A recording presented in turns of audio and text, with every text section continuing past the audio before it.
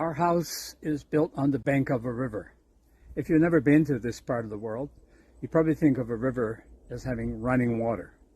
Well, our river does have running water on occasion, most of the time. It's dry as a bone, and it's dry sand with dense reeds, and it even has some trees. I'll take you down there later and show you.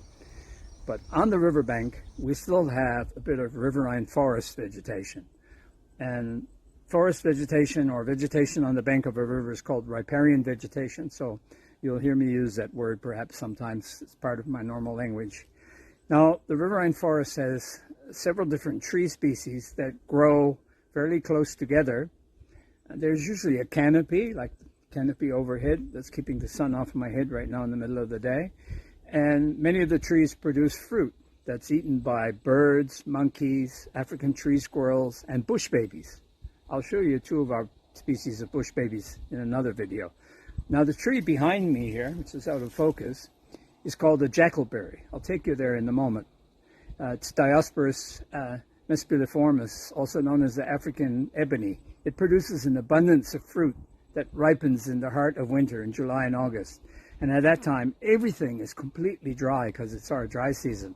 So there isn't much food around. And this tree attracts a lot of birds at that time.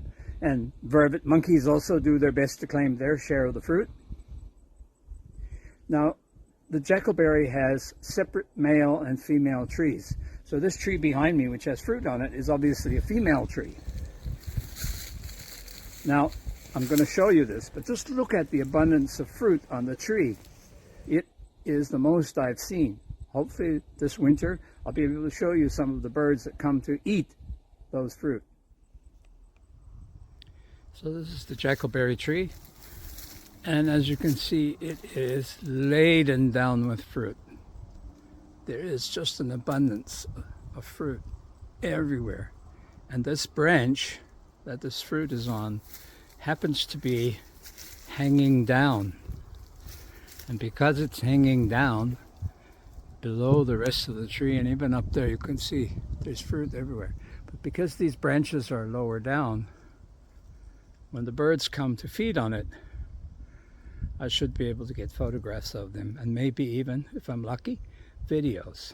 I'll put a trail cam out here and see if I can catch the birds on the trail cam as they come to feed on this beautiful load of berries.